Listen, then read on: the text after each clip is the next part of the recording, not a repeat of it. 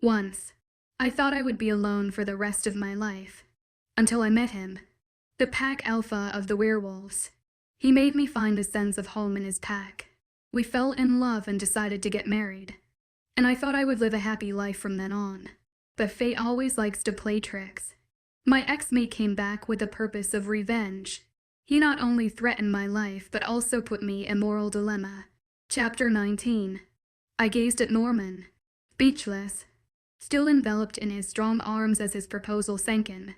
The pack leader, who had suffered such heartache in his previous marriage to his true mate, was asking me to be his wife. The irony of the moment was lost on me. "Some timing there," I said with a soft chuckle, my eyes meeting his. "Are you sure this is what you want? I mean, I'd expect marriage to be the last thing on your mind after what happened last time."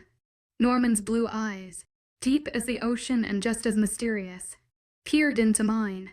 "You're right," he admitted, his voice a low rumble that sent shivers down my spine. For a while, it was the last thing on my mind. But a lot of thoughts I had about never remarrying or never finding my second mate have changed since you've entered my life.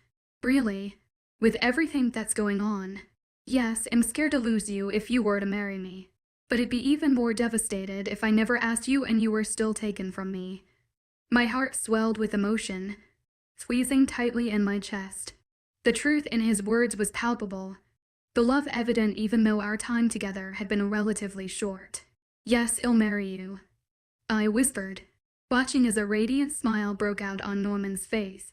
His hand, calloused from years of leadership and protection, cupped the back of my head, drawing me in for a kiss that was both tender and passionate. When we finally parted, I saw a happiness in Norman's blue eyes that I suspected had been absent for far too long. "After we announce everything to the pack," he said, gently tucking a stray strand of hair behind my ear, "you and I will go to a jeweler and find an engagement ring to make it official. Then we need to be getting to sleep," I whispered, suddenly aware of the monumental day ahead of us. Tomorrow is going to be a long day. The next morning, as Norman and I prepared for the announcement, nervous energy thrummed through my body. I opted for simple attire, knowing most of the pack wouldn't dress up. When Norman emerged from the bathroom in a casual t-shirt and jeans, mirroring my own outfit, I felt a wave of relief wash over me. "Are you ready?" he asked, his strong arms encircling my waist as he pulled me against his chest. We stood before the floor-length mirror, a picture of unity and strength. "Just nervous," I admitted, meeting his gaze in the reflection. "The pack already loves you." "Really? You know that?" he reassured me, his breath warm against my ear. "Yeah." I smiled softly, drawing comfort from his presence. "Will your hair up?" Norman suggested, his lips brushing my ear and sending a shiver down my spine. "So that they can see your mark." I nodded as he stood back from me to allow me to move to my old room and grab a hair bow, walking out of my room as I pulled my hair back into a high ponytail. I walked over to Abigail's door and peered in, seeing her already dressed for the day. "Mommy." She smiled at me before running to me. I was still a little sore after the incident with Blake, so when she jumped onto me, I held and stopped myself from wincing. "Easy there, kiddo," Norman said, walking up behind us after obviously seeing my wince. "She's still healing up after what happened the other day." "Sorry, Mommy," she said, looking up at me sadly, like she thought she was in trouble for hurting me. "You didn't mean to, sweetheart," I said, hugging her tightly to show I was mad at her. "Okay, ladies," Norman said, placing his hand on the back of my shoulders as he looked at the two of us. "We need to be moving on. We've got a pack waiting for us outside." Abigail looked up at me confused while I simply smiled and shook my head, signaling for her to be patient and wait. Taking her small hand in mine, we followed Norman down to the front of the house and then outside to the waiting crowd. Even though she has been around them her whole life, Abigail finds herself shyly hiding behind my leg as we stand on the porch while the pack simultaneously bows their heads to both Norman and I as we step out on the porch. As every onus head began to lift, you could hear a collection of gasps every couple of seconds as they spotted the mark resting on my neck, that Norman had given me a few days ago. Norman hadn't spoken yet, as we waited for everyone to settle down before he dropped the bomb of us now being fully mated and engaged. "All right, everyone," Norman said, raising his hand that watched resting on the back of my shoulder. "As you all have noticed, Riley now bears a mate's mark on her shoulder. But what you do not know is that mark is mine." You could hear the collective gasps once more as Norman let what he said sit with the pack. I looked out, noticing Jenna and Matt standing close to the front, Jenna smiling up at me where I stood. I knew she was happy for me. As we'd grown so close before Norman I got together like this. But more importantly, I knew she was happy for him and finally moving on. "Settle down," Norman called out, raising his hand once more to get the whispering to cease so that he could continue. Now is when I felt my palms start to sweat and became nervous all over again. I looked out through the crowd again as Norman waited for the last of the whispers to die down. "You all knew this pack needed a new Luna." Norman spoke loud and clear. "And I know a majority of you believe in the myths of us having second chance mates if something should happen to our first. Riley Black is my second chance mate. I didn't know it at first, and I didn't believe in them either. But I finally found out recently that she is. And the day before she and Abigail were taken, she allowed me to mark her. I watched as the crowd cheered at the announcement of Norman having a new mate who he'd already marked.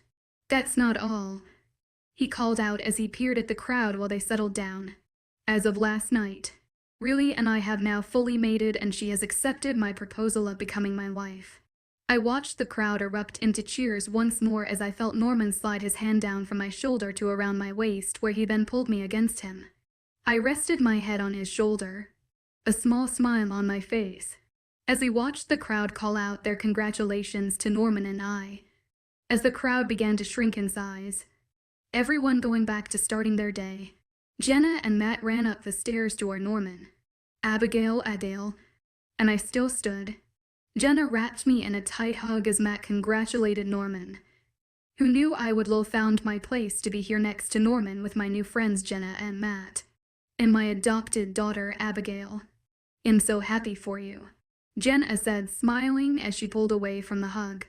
"Thanks," I said, smiling as we both looked to Norman just as the sound of someone else approaching and clearing their throat caught our attention.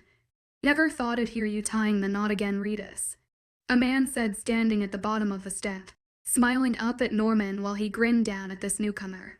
"Never thought I would either," Norman said as he walked down to the stranger and wrapped him in a hug as they both smiled and patted each other's backs. I looked to Jenna confused while she just smiled and looked back to the men in front of us. "Riley," Norman said when he pulled away from the guy and looked back to me. "Come here, I want to introduce you to someone." Slowly, I walked down the stairs to stand by Norman, a kind smile on my face as I waited. "Riley, this is an old friend of mine," he said. "This is Alpha Sean Flannery. Sean, this is my fiancé and mate, Riley Black." "It's nice to meet you, Alpha," I said kindly to him as he smiles back at me. "Please call me Sean," he says, "and it's nice to know someone could bring the old Ritas back. This guy has been nothing but depressing since he lost his wife. You brought him back. I'm grateful to see my best friend as himself once again." I smiled at him as Norman wrapped his arms around my shoulders and pulled me tightly to him. "I asked a couple of my allies to come and date us with the problem of your ex-mate," Norman said after a few minutes. "Sean here has offered to help, and I have another friend coming in from London with his warriors that should be here any day now. Blake won't be getting to you again. And this time, well, be ready if he decides to make a move to harm you." I looked to Norman, and then to his friend Sean before us. "Well, keep you safe, really," Sean said, smiling at me. "No one wants to see what'll happen to Norman if he loses you two. You'll be safe as long as there are people here willing to protect you. And I don't think that'll be a problem, judging from this pack's reaction to not only his marking you, but also to the engagement and pole mating. This pack already loves you." "Thank you," I said, smiling as I watched Sean hold his arms out for me, waiting for me to hug him, not putting a second thought to it. I walked forwards out of Norman's grasp and allowed Sean to wrap his arms around my shoulders in a hug. When I looked to Norman, he was smiling, seeming happy that one of his friends approved of me and also of our engagement. At that moment, it never felt more safe than I did now, knowing there were people who did keep me safe from Blake. Chapter 20. It's been about another week since Norman and I fully mated and got engaged. His friend Sean has stayed around, helping train with some of the other warriors of our pack, and has been telling me all these funny stories about him and Norman when they were younger. Today I was practicing dodging blows with Matt as Norman had gone out to pick up his friend from the airport. Not sure, but something told me that even with this training I was doing, because I was now fully Norman's mate, I probably wouldn't be doing any fighting like I had that last time with the rogues when I protected Abigail. I was standing next to Matt. We were taking a small break as I took a sip of water to try and cool off from the exercise we were just doing. I glanced down at the ring I now wore on my left ring finger that I got to help pick out with Norman that same day we announced our engagement to the pack. It was simple, and I wouldn't allow Norman to buy anything else because it wouldn't be me otherwise. It was a larger single square cut dime on a white gold band with smaller accent diamonds along the top of the band. I really liked it for its simplicity, and Jenna told me it was perfect just for me when she saw it later the same day after getting it. I was so caught up in staring at the 4 and ring on my finger that I didn't realize I had been staring at it for so long until I felt small arms wrap around my leg. Looking down, I smiled when I spotted Abigail being the culprit behind catching my attention. Look, Mommy, she said before lifting one arm and pointed to the road just in time for the sound of all the vehicles to register in my ears. I couldn't help but smile as I spotted Norman's car in the lead, followed behind what could be referred to as an army of cars behind it. I looked over to my right at the sound of footsteps and was surprised really when I realized it was Sean. That must be Andy, he said, staring at the cars as they slowed to a stop in front of the pack house. I think you'll like him. He's a good guy. I glanced at him and nodded once when he looked back at me before my attention returned to the cars just as Norman was climbing out of his. A stranger climbing out of the passenger side after him, taking Abigail's hand. I walked over to the cars where Norman still stood talking with the other man, Sean following behind us.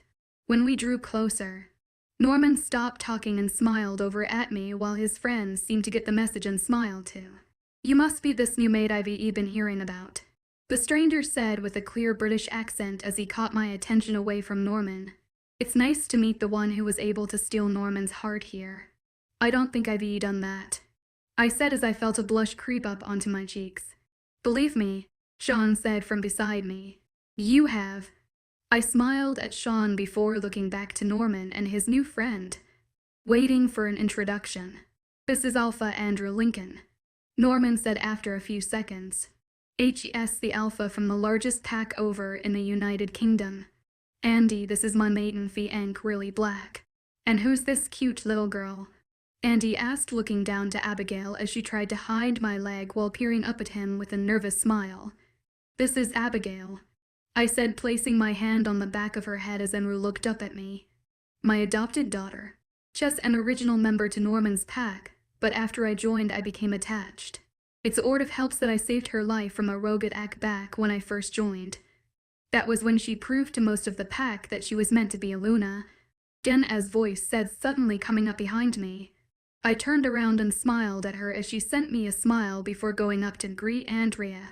It's good to see you again, Jenna, he said as she hugged him tightly. How are things between you and Matt? They're fine, she said, smiling as she stepped back. But you're not here to learn about my life. You're here to help protect our well eyes. That's right, he said, nodding before looking to me. Norman wouldn't tell me a thing about what's going on until we got here. Just kept saying that another alpha was threatening your life, even went as far as kidnapping you and little Abigail here if I remember correctly. So why don't we go inside so we can discuss what's going on? Right this way, Norman said, motioning towards the pack house before he placed his hand on the small of my back and turned me around to push me towards the house. I left Abigail with Jen so she wouldn't have to listen to what was going on and why all these strangers were here. She's a child after all. I sat there, beside Norman in his office as we explained to Andrew and Sean the severity of the situation at hand. Norman's arm was wrapped tightly around my waist as I sat lay on his lap, while we watched as Andrew and Sean allowed what was said to fully sink in. They barely knew me, Sean having a tiny head start on Andrew with meeting me. And yet they both seemed to already show a sort of protectiveness over me that I was used to. They said they couldn't believe how someone could treat a person as kind and sweet as I was so harshly. But the grins on their faces when I told them I fought back against Blake when I was aced Blake when I was kidnapped recently with Abigail said they were proud and that I would definitely be a strong Luna to help Norman run his pack. Who was Blake to you? Andrew asked after a few minutes. If HES got this much of a grudge against you, then he had to have known you personally, right? Last I heard, Norman and that guy's packs were holding some sort of alliance truce. They were, I said as I looked to Norman before looking down at my hands in my lap. Until Norman appointed me as his replacement Luna. Why? Sean asked, speaking up finally and causing me to turn my attention to him. I would be Blake's rejected mate, I said and watched as both their expressions turned to that of shock. I grew up with Blake. We had been friends, but when we learned I was to be his mate, everything changed. Norman didn't even know it was his pack that beat and tortured me until we went to the pack house for my first assignment as his new Luna. He did all of this to you, Andrew said, looking at me with a sad look in his eyes. Because you were his mate. Said I was weak. I said with a shrug that his father wouldn't allow him to take such a weak mate as his Luna. That's when the fun began. Well, fun for him anyway. I felt Norman tense up by me and quickly placed my hand on his thigh that I was sitting on. This was still a topic the two of us didn't like discussing if we didn't have to. His wolf had been furious that day in my old pack house when Blake insulted me right in front of him. Well, he won't get a chance to hurt you again, Sean said, causing me to look over at him as he smirked. Andy and I will ensure he can't get close to you ever again without a fight. I watched with a smile as they both stood to their feet, claiming they were going to go to their rooms to rest and relax. Standing to my feet as well, I walked over to Sean first as he was closer and gave him a quick hug. I repeated the action with Andrew before watching as they both left out of Norman's office before I walked back over to him. You know Sean means what he said, right? Norman asked as he placed his hands on my hips as I sat down on his lap facing him so that I was straddling him. Goofy and Andy won't allow you to come into any more danger while they're here. Well, take care of this problem and then be done with it. I know, I said, smiling as I placed a light kiss on his lips. And for that, I'm thankful that I can say they're our allies. And your most trusted friends, I'm sure. He smiled and nodded before lifting his hand and using it to guide my lips right back to his. Chapter 21. Are we really going on a picnic? Abigail asked as she peered up at me while we stood in the kitchen. Me packing all the food we were taking out with us. Yes, we are, I said, smiling down at her. Norman's taking the two of us out into a meadow to some privacy away from the others. And it'll be a great way for us all to bond a little more. Doesn't he have to watch the pack, though? She asked curiously. I said, nodding as I finished loading the food. But HES got someone watching it today for him so that he can do this with us. Now go upstairs and change. Yes, Mommy, she said before running out of the kitchen and up the stairs to her room. I smiled and shook my head before I caught sight of the ring on my finger once again. It's been 2.5 weeks since both Sean and Andrew arrived after Norman contacted them. That means it's been 3.5 weeks since Norman and I got engaged. I smiled as I rubbed my thumb on my right hand over the ring on my left finger, enjoying the fact that I finally found someone who would take care of me and treat me right. At that second, the overwhelming urge to throw up suddenly hit me out of nowhere. Fighting back that urge, I took a deep breath as my hands grasped the counter in front of me while I closed my eyes and willed myself to not have to run to the bathroom and puke my guts up and row in this outing for Abigail, Norman, and myself. When the urge passed, I felt myself sigh almost in relief before a voice startled me from behind. Riley, are you okay? Matt's voice said from behind me, causing me to spin around. Huh, I said, looking at him. Yeah, I'm fine. You sure? He asked, looking at me concerned. Yeah, I said, smiling. I think it was probably what I ate this morning. Something just didn't agree with me today is all it is. You'll be all right. He gave me one final skeptical look before nodding and walking out of the pack house.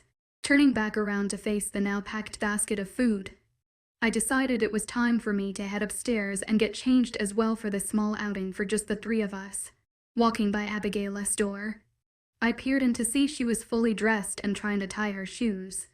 "Hi, Mommy," she said, smiling up at me. "Can you help me, please?" "Sure," I said, smiling as I walked into the room and knelt down in front of her feet as she sat on her little bed, waiting for me to tie her shoes so we could get going as soon as Norman and I were ready. After Norman and I were ready, and Norman informed the pack member he was leaving in charge to only contact him if it was a dire emergency, the three of us left to the meadow that was quickly becoming mine and Norman's spot away from the pack.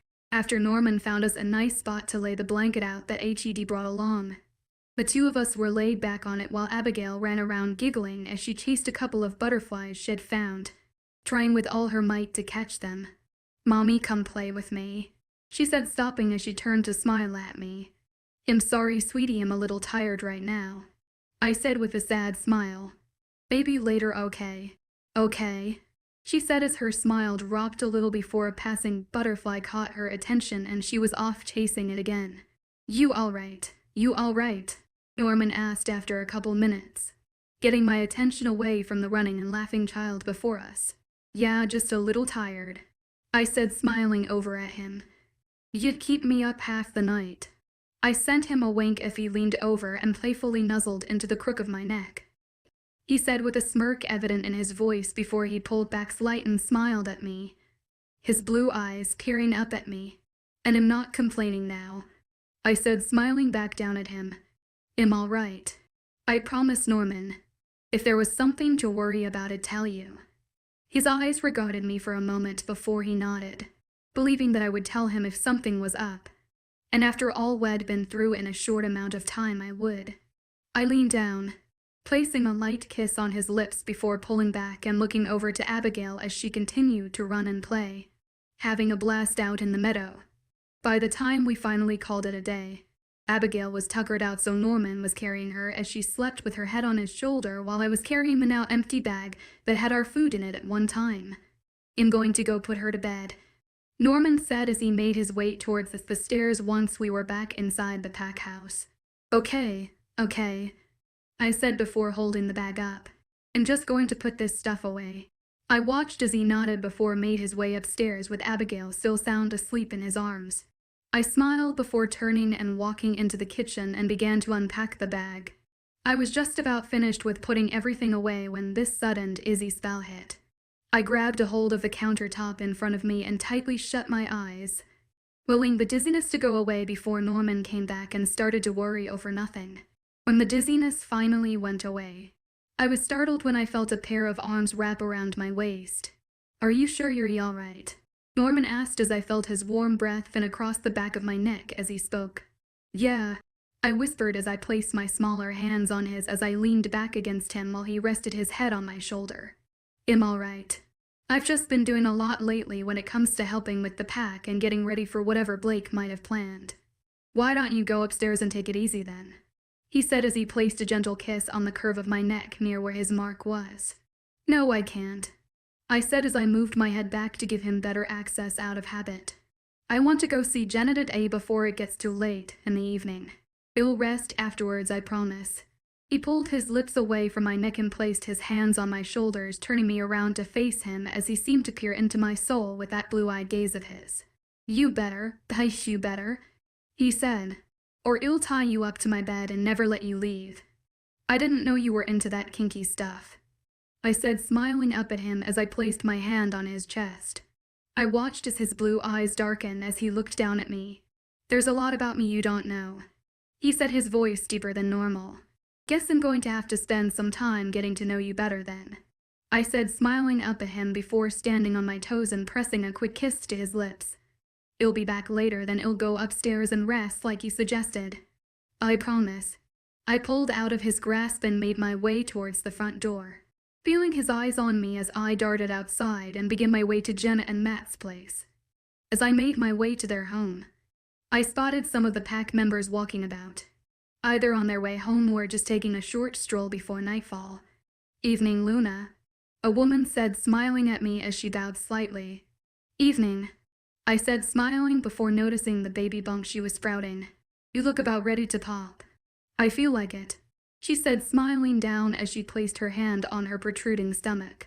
Everything you go through in the process, like the pain in the end or the nausea in the beginning, is well worth it in the end. I'm sure it is, I said, smiling at her as she looked back up at me. Maybe one day soon you can give the alpha one, she said as a blush quickly crossed my face. I glanced back behind me. Towards the house, a thought crossed my mind that I hadn't even considered before now. Yeah, maybe, I said before looking back to her and smiling. If you'll excuse me. Of course, she said, nodding. Have a good night, Luna. You too, I said before turning and continuing on my way towards Jenna's. If I was right about what was now creeping into my mind after what was discussed between me and her, then I had a bad feeling about the timing of it all. When I finally reached Matt and Jenna's home, I was trying to keep calm so I didn't look so freaked out when I truly was. I was just worried. Walking up the steps and knocking on the door, I stood there waiting for the door to open. When it finally opened, I was grateful that it was Jenna who opened the door. Hey, she said, smiling. Jenna, I need help, I said instead of greeting her back with hey as well. Chapter 22. What's wrong, really? Jenna asked, noticing the panic that was seeping through my voice no matter how hard I tried to conceal it. Okay, so all day I've having a really off day, I said as she allowed me to walk into her house. It started this morning while I was packing up the food for that picnic I went on with Norman and Abigail today. I got really nauseous over nothing. Yeah, Matt said you looked a little pale this morning, she said, nodding. Are you all right? I don't know it, I said, shaking my head. Then when we were out in our meadow, Abigail wanted me to play with her, but I was tired. Norman got concerned, so I passed it off as just the result of him keeping me up most of the night last night. And then when we got back home, Norman took Abigail upstairs to put her to bed while I unpacked everything. I got so dizzy, Jenna. I looked at her as she stared right back at me. I could see those wheels in her head spinning as she processed what I was saying. When I was on my way over here to visit, I said when she didn't make a move to speak, I was stopped by a very pregnant woman. That's when she put it all into perspective for me. Jenna, I think I might be pregnant. Riley, that's great news, Jenna said, smiling and hugging me. What's got you so worried about being pregnant if you are? It's just I don't want to get Norman's hopes up when I'm not really sure about it, I said. And it's just the timing of it all. What with the threat from Blake and everything. I'm scared something will happen. We got Andy and his pack here, she said, smiling at me. And then Sean and his pack are really close by. They won't let anything happen to you. But come on. Before I had a chance to ask where we were going, she grabbed a hold of my wrist and pulled me further into her house and up the stairs to the bathroom that went with hers and Matt's room. When she pulled me into the bathroom, she began digging through the cupboard looking for something. She said triumphantly as she straightened back up and showing me the unopened pregnancy test. I don't think I want to know why you have one here, I said, shaking my head as she handed it over to me. Matt wants more, she said, smiling. And I keep some just in case I have a late period. Here, take this test. It'll be out in my room waiting for you to get done. Before I even had a chance to protest, she had placed the box into my hands and walked out the door, closing it behind her as she went. Sighing, I looked down to the box in my hand and read the instructions on what to do. Taking care of my business and then washing my hands after placing the stick on the counter in the bathroom. I opened the door so that Jenna could come in and wait with me. You know he'll be overjoyed if you are pregnant, right? She asked, looking at me as she noticed the worried look on my face. Yes, I know, I said, nodding and giving her a weak smile. I'm just really scared about the timing of it all. I don't want anything bad to happen to Norman or the baby if I am in fact pregnant with his child now.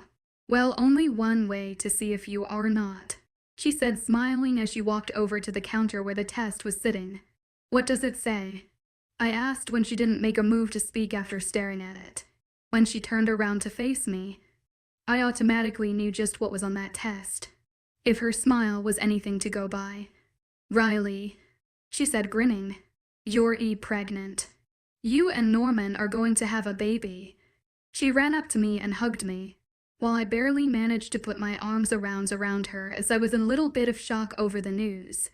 When we finally pulled away from each other, reality hit me as I looked down to my still flat stomach. A smile made its way onto my face as a tear of joy slipped down my cheek before I looked back up to Jenna. This is really happening, I said, smiling at her as I saw her with her own tears in her eyes. HES going to be so happy, really, she said, smiling at me. I went to open my mouth to agree with her, but I was cut short by the sound of the front door slamming open and the sound of footsteps running up the stairs. Baby, what's wrong? Jenna asked when a panicked Matt ran into the bathroom where we still were standing. You two need to get to the shelter under the pack house, he said, out of breath as both of us loathed the floor, looking back to him. Why? I asked out in a whisper, fearing the answer I knew was going to come from his mouth. Blake's made his move, he said, looking at me. They're attacking the pack now. Scene's on his way with his pack warriors to help. Where's Norman? I asked, even more panicked now. HES outside waiting on you, Matt said, knowing Norman was outside their house waiting. I didn't wait for the other to before I ran down their stairs and out the front door, straight into his arms. Riley, go with Matt, Jenna, and Leighton to the shelter under the pack house, Norman said as he hugged me tightly and rested his head on top of mine. I don't want you fighting with Blake. There's no telling what he might do. He pulled back to look at me as I nodded before his attention turned to look behind me. Looking over my shoulder, I spotted Matt, Jenna, and Leighton in the doorway of their home as they looked down to where we stood. Stay close to them, he said, kissing my forehead. It'll be back for you when this is over. Norman, wait, I said, quickly grabbing his arm as he went to turn and run towards where the battle was happening between his pack and Blake's. Riley, I don't have time for this, he said, looking at me, pleading with me to understand. But you need to know something, I said as I held his wrist tightly so he wouldn't pull away from me. Know what? He asked, looking into my eyes. Really, I really need to get back to the others. I know, I said, but God forbid if something happens out there tonight. But you need to know. Norman, am pregnant. I watched his face, gagging his reaction as his mind tried to grasp what it was I just said. What? He whispered out after a couple of minutes, the sight of tears forming in his blue eyes filling my heart with joy. Am pregnant, I whispered just as softly. I just found out before Matt came to tell us to get to the pack house. You're really pregnant? He asked, a smile moving to his face as he momentarily forgot about the threats around us. Yes, I said, smiling just before he lifted me up and spun me around, causing me to laugh. The second he let my feet touch the ground again, he had both of his hands on either side of my face as he brought me into a deep kiss, my own hands instantly finding a place to rest on his hips. Norman, Jenna called out, causing us to pull apart. Celebrate later, okay? You have to worry about keeping her safe with the threat of Blake in the territory. That seemed to snap him back to reality as he looked to Jenna as she still stood on the porch with her mate and child looking at us, nodding once. Norman looked back to me with a determination in his eyes that I knew was from the sudden need to protect his family, to protect his now growing family. Riley, please be careful, he said as he rested his head against mine and peered into my eyes. I will, I said, nodding against his head. I'll have Matt and Jenna with me as we make a run for the shelter. But Norman, I want you to come it back to me after this. I won't be able to do this on my own. Our child will need their father too. They'll make it back, he said, placing a quick kiss on my lips. I promise. I looked up into his blue eyes as he rested his hands on my cheeks. I could feel the traitor tears starting to slip down as I started into his eyes. I was scared, in more ways than one. I was scared that something would happen to me or the baby, and Norman would be left without an heir again, but even more broken than before. I was scared that something would happen to him, and our baby would be left without a father to help raise it. Riley, come on, Jenna's voice said as she snapped me out of my thoughts. We gotta go. Looking back to her and Matt, I nodded before quickly following after them towards what I was hoping safety. Chapter 23. Matt, having heard what I told Norman, stayed right beside me the whole time we were running towards the pack house and where the shelter was underneath it. With the threat of danger all around us, it seemed that the run to the house was longer than normal. It didn't really help I could hear and see the fighting going on around us. I found myself stopping, just yards away from the pack house, the moment I spotted Norman's black wolf charging at one of Blake's own as they went after a pack member who was trained to fight. I stood there watching, as he attacked a rust-colored wolf, killing it instantly before moving on to the next threat. It hurt, watching my old pack fighting with my new one. Over me of all things. I knew I should have been running with Matt and Jenna. I knew I shouldn't be standing there watching the battle as it raged on. But I cowled and forced my feet to move as I watched the two packs fight each other. Most of my old pack really loved me. Most of them didn't know what happened to me. They were good people, the ones I knew best. So it makes me wonder just what it was that Blake told them to get them to attack such a large and strong pack like Norman's. The wolves I saw fighting my old pack that I didn't recognize. I figured they belonged to Andy's pack, or maybe scenes if HED made it back by now with his own warriors to help us. That was another thing getting to me. People I didn't even know were fighting alongside Norman to help protect me. Then it hit me. I didn't know where Abigail was. I didn't know if she was still inside the pack house, upstairs in her room fast asleep, or if she was out here looking for me. That thought in mind, I looked around panicked, looking for the small child that had become my daughter in the time it'd been here with this pack. Turning to the house, I ran past where Matt, Jenna, and little Leighton were standing by the cellar doors that led to a different part of the basement, away from where we kept prisoners. "Riley, what are you doing?"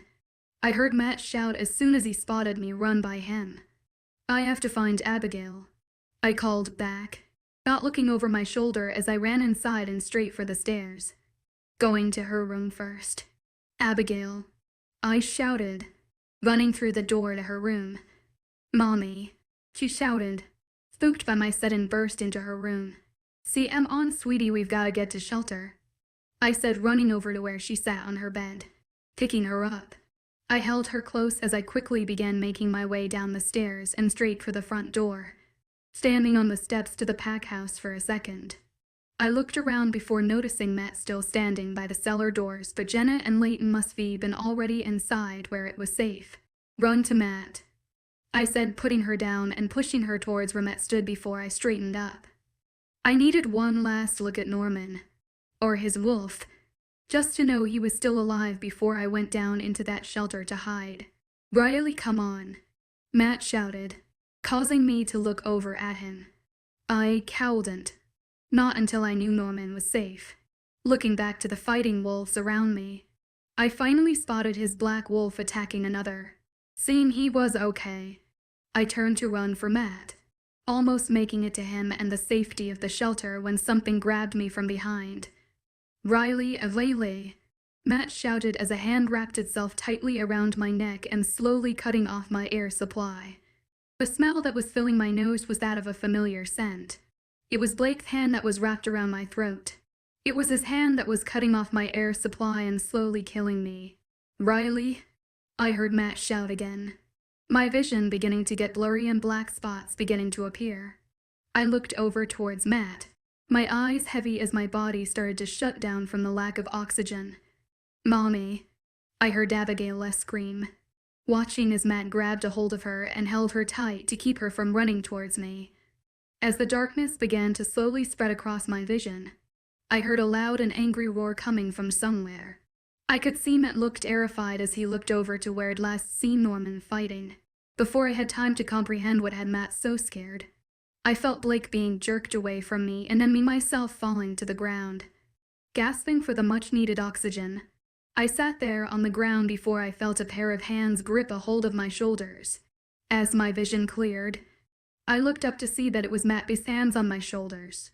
Instantly, my attention went back to the cellar doors to see Jenna holding a sobbing Abigail, but her attention was on me and Matt. It was directed off to my right. Glancing over, I figured out why Matt had looked so scared and why Jenna was now staring off to my right. There stood Norman's black wolf, hovering over Blake, his teeth bared as he snarled and towered over him. Apparently, Norman's wolf had completely taken over when he saw that I was in danger, and on instinct he went into protective mode. If you thought that a normal male werewolf was dangerous when he had a mate and unborn child to protect, then you didn't know shit compared to an alpha werewolf. Mated with Norman, I could feel the rage just dribbling off of him through the bond that deformed when we completely mated nearly a month ago. I could even feel the fear coming from Blake as he stared down Norman's jaws. He had every right to be scared. Norman has waited a long time to finally have a child, and now that I'm pregnant, his protectiveness over me more than tripled. With Norman being older and stronger, Blake was beginning to see the mistake HED made in challenging Norman the moment he kidnapped me and Abigail. Blake was too scared to shift into his wolf to attempt to protect himself, although it would have been futile. With Matt's help, I stood to my feet as he wrapped his arms around my shoulders to keep me standing straight up. Blake, I called out, catching both his and Norman's attention. When Norman's blue eyes locked with mine, I nodded I was okay before looking to the terrified Blake beneath him. You should know, I said, watching him. Being an alpha yourself, it's not smart to attack Alpha's pregnant mate. I watched as his face paled as what I said hit him just before Norman whipped back around, his jaw wrapping around Blake's neck before he gave a sickening twist, and the sound of his neck breaking reached my ears. As Norman released his jaw from around Blake's neck, his body slumped down to the ground like the dead weight he now was. I pulled away from Matt, grabbing a pair of shorts from another pack member as I watched Norman shift out of his black wolfen back into his human state. Walking over to him, I handed him the shorts as he stared down at the dead body that belonged to my ex-mate. It's over, I whispered, glancing to him once HED pulled his shorts up and wrapped his arms around me, resting his chin on my shoulder. It is, he said, his voice only a whisper as well. I'm sorry, I said, looking up into his blue eyes as he looked down at me in confusion. I shouldn't have stayed out in the open like that. You wanted me to protect myself, and I ended up placing myself and our baby in danger instead.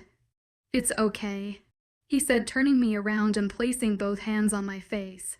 I could feel your worry. Had our roles been switched, I know I would have done the same thing. And just grateful I was where I could see what happened. Or at least hear Abigail like I did. I smiled up at him before I heard a small voice. Mommy, Abigail yelled as she ran over towards Norman and me. I smiled and pulled out of his embrace long enough to pick her up before he wrapped his arms around both of us and placed his head in the crook of my neck. So, Jenna said, walking up to us with Leighton in her arms, can I start helping plan the wedding now that Blake is no longer an issue? Everyone around her started laughing, including herself, while Norman and I just smiled and held each other a little bit longer. Chapter 24. CM on you look gorgeous, Jenna said as she helped me fix the dress I was wearing. It's been about a month since Blake and his packet act, and since Norman ended everything revolving around him. He gave them members of the pack that belonged to Blake a choice. They could live peacefully here with us, or they could go rogue and look for a new pack, hoping for the best like I got. I feel fat and you've got me in a tight, form-fitting dress, I complained as I placed my hands flat against my sides as I pressed down on some of the wrinkles that deformed when I sat down. You haven't even gained any weight, really, Jenna said, rolling her eyes at my comment. And you're glowing. So stop fidgeting. You're beautiful. I grumbled incoherently and turned back to face my reflection in the mirror. I was wearing a white wedding dress with a lacy design over it that hugged my body until it flared out at my hips and then flows down until it barely dragged the floor below. I had on a pair of silver heels to go with the dress. Jenna found a necklace in her endless supply of jewelry that was a crescent moon with a blue sphere connected with it. I had a pair of diamond studs in for something simple. My makeup was done lightly so that it didn't overshadow the beauty of everything else. The only ounce of color I had besides the blue sphere on my necklace was the bouquet of flowers, which had pinks, purples, and whites in it. My hair was pulled back into a low bun. A few strands of hair left loose to frame my face with my veil attached to the bun. "Are you ready?" Jenna asked, snapping me out of my mental thoughts of what I was wearing. "Not really," I said, smiling weakly at her. But I am ready to be married to this man. It's natural to be nervous, she said, smiling as she walked over to me and hugged me tightly. But on, let's go. Every onus waiting on us. I smiled and nodded as she pulled away from me. After a little over a month of being engaged, I was getting married to the man who deprotected me from my ex-mate and took me in when I was a rogue for several years after running away. He showed me how I should have been treated as a mate. I think in the end, we were both good for each other. Mommy, Abigail said, running up to me in her little flower girl dress with a smile on her face. You look beautiful, sweetie, I said, smiling down at her as she beamed up at me. So do you, Mommy, she said. On, let's go, Jenna said, standing beside us. Abigail, you go first, okay? Okay, she said before turning around before walking out the door and down the aisle that would lead to where Norman was standing. I had 3 bridesmaids, Jenna and both Sean and Andy's mates. I didn't want a maid of honor because I didn't know most of the pack well enough to have a maid of honor and the bridesmaids, so we stuck with 3 bridesmaids. Sean and Andy had left with their packs after the battle with Blake, then returned later with their immediate family. They had arrived early enough where I got to spend a little time with it, just the 4 of us. Me, Jenna, and their mates. They helped me to understand what was to be expected from me as a Luna, but they also said that it'd come naturally to me. And just like Sean and Andy, they both said that they were happy that Norman had found someone else. And even more overjoyed when they found out I was pregnant. By the end of their first day there, they were already trying to make plans for a baby shower for later on, when it was closer to my due date. I hugged the 3 others before they turned and began walking down the aisle ahead of me. Taking a deep breath, I walked to the door and stood there with my bouquet in hand as I watched them walk. When it was my turn, the music began and all heads turned in my direction. But my only focus was on the man standing at the end of the aisle dressed in a suit. As I slowly made my way down the aisle, I could see Sean, Andy, and Matt beside him, but my focus went back to where he stood with that smile on his face. Beautiful, he whispered to me when I stood next to him as he placed a gentle kiss on my cheek before we both turned to the man before us. I stood there with Norman, listening to the guy say the same thing that was always said at a wedding before the bride and groom said their vows. And finally married. I just kept glancing over at Norman, just ready to be finally married to him so we could await the arrival of our baby as husband and wife. By the time we got to the dinner after the initial wedding, Norman and I hadn't left each other's side. The whole time we were holding hands and smiling as people from Norman's pack gave their congratulations to us. Most, if not all, of the pack knew about me now being pregnant with Norman's baby, and they were ecstatic. The news of an heir for the Alpha title was welcomed greatly after knowing of the struggles Norman and his first mate had gone through to get pregnant, but now here I am pregnant without even trying.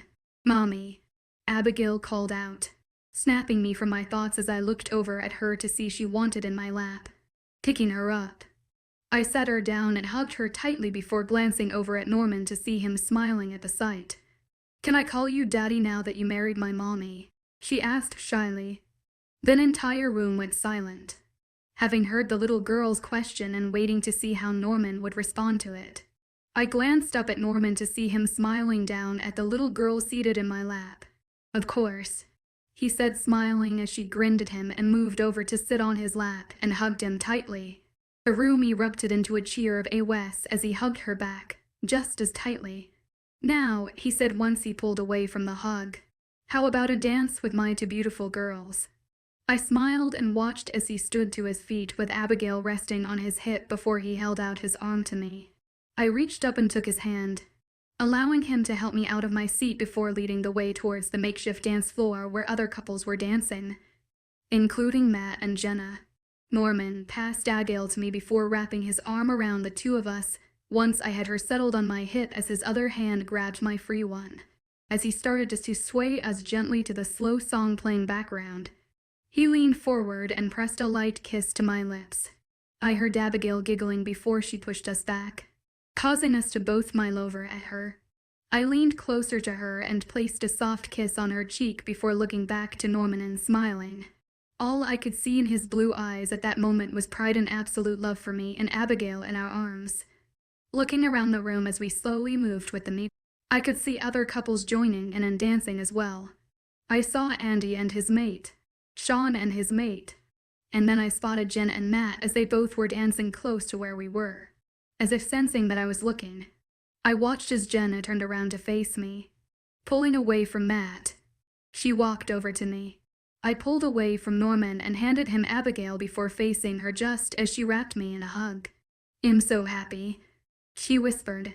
"I just knew from the minute I saw you in his office that something would happen between the two of you. I knew you both were broken from losing a mate by death or, in your case, rejection. Congratulations." I smiled and hugged her back tightly as I felt tears slowly falling from my eyes. Those stupid pregnancy hormones were already working on me and making me way more emotional than I should be. I hadn't felt this loved in a long time. And now I was married to a man who's treated me right from the moment I met him. A daughter that I adopted not too long after coming here. A best friend that is more like a sister than anything.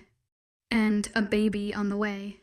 If you would have told me the day I went rogue and ran from the one person who was to love me but rejected me that it'd end up this happy, I would have called you a liar because I felt in that moment when I ran that no one would ever love me. But now, here I am as happy as I should have been to start with. And you know what? I wouldn't change a thing. Epilogue. You're doing great, really. Norman's voice called out to my ears as I felt him holding my hand. It's been months since he and I got married, and now here I am. Once again in the hospital ward of the pack house. Shut up. I growled out as I squeezed his hand tightly just as another sharp pain went through my body.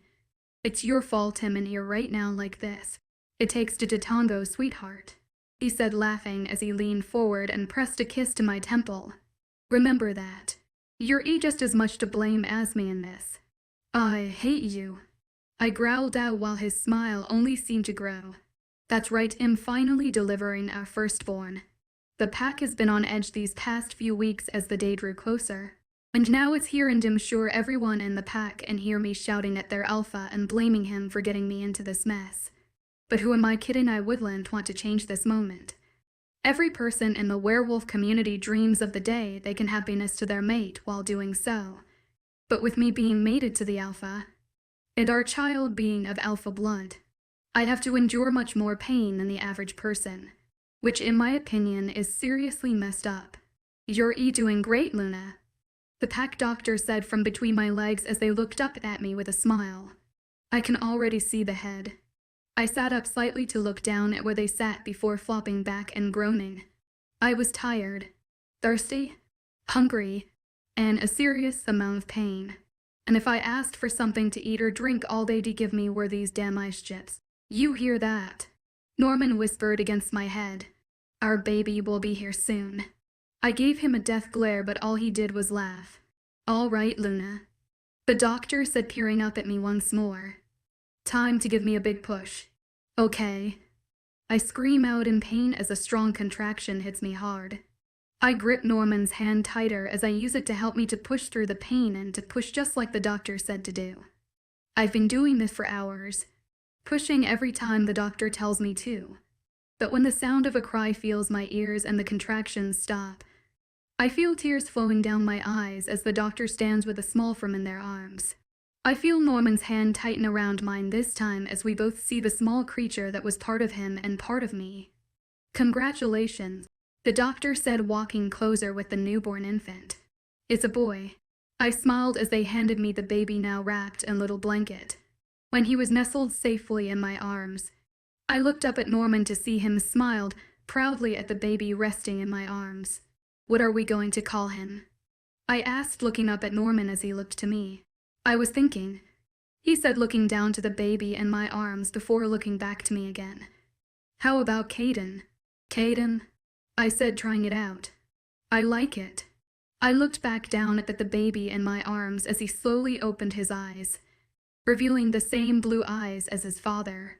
I lifted my hand over him just as he reached his smaller one out and wrapped his tiny hand around one of my fingers. I think now I knew what it felt like to have carried a small life growing inside my body for so long before finally holding it in my arms. "Mommy," I heard a little voice call out. causing me to look up and see Abigail standing in the door holding Jenna's hand as she, Jenna, Matt, and Leighton were standing there. "Come say hi to your little brother Caden," I said, smiling at her as she let go of Jenna's hand and ran for my bed and climbing up to stare at the little baby in my arms. "How are you feeling?" Jenna asked as she walked over with Matt and Leighton. "Exhausted," I said, laughing, but overjoyed at the same time. "Hes beautiful," she said, smiling down at the baby in my arms. "He looked like his father," I remarked as I looked over at Norman as I spoke. "How does it feel being a father finally?" "It feels great," he said as he leaned down and pressed a kiss to my forehead. "I think I want more now." "Slow yourself," I said, laughing. "Let's take care of Abigail and Caden first, then we'll think about more." And that was how I found my place and my own happiness with someone I was ever truly to be destined with originally. And I couldn't be happier. Thank you for tuning in. If you enjoyed this episode of A Story, please give it a like. And don't forget to subscribe to get notifications for updates.